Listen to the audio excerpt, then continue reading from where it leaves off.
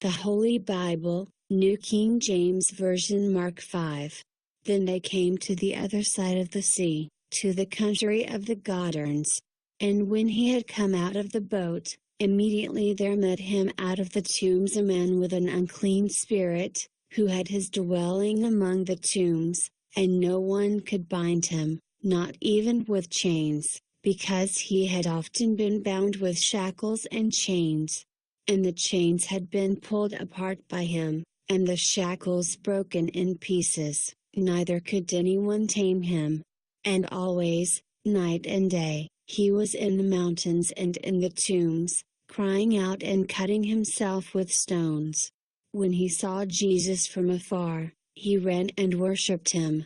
And he cried out with a loud voice and said, "What have I to do with you, Jesus, Son of the Most High God? I implore you by God that you do not torment me." For he said to him, "Come out of the man, unclean spirit." Then he asked him, "What is your name?" And he answered, saying, "My name is Legion, for we are many." Also he begged him earnestly that he would not send them out of the country. Now a large herd of swine was feeding there near the mountains. So all the demons begged him, saying, "Send us to the swine, that we may enter them." And at once Jesus gave them permission. Then the unclean spirits went out and entered the swine. There were about 2,000, and the herd ran violently down the steep place into the sea, and drowned in the sea. So those who fed the swine fled, and they told it in the city and in the country. And they went out to see what it was that had happened. Then they came to Jesus, and saw the one who had been demon-possessed and had the legion, sitting and clothed and in his right mind. And they were afraid.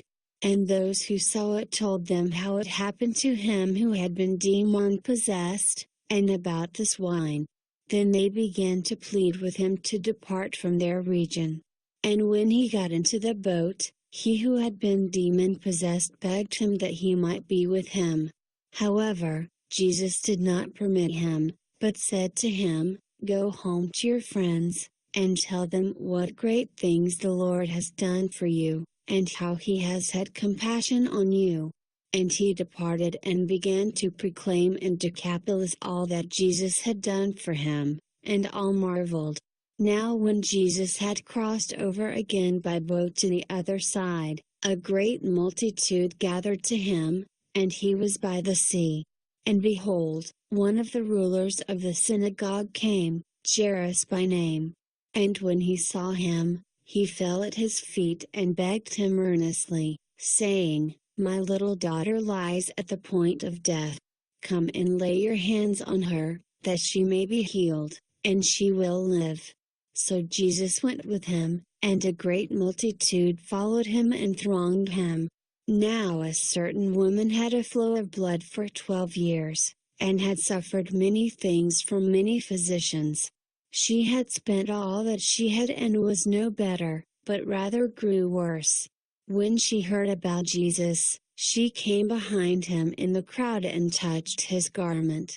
For she said, "If only I may touch his clothes, I shall be made well." Immediately the fountain of her blood was dried up, and she felt in her body that she was healed of the affliction. And Jesus, immediately knowing in himself that power had gone out of him, turned around in the crowd and said, "Who touched my clothes?" But his disciples said to him, "You see the multitude thronging you, and you say, 'Who touched me?'"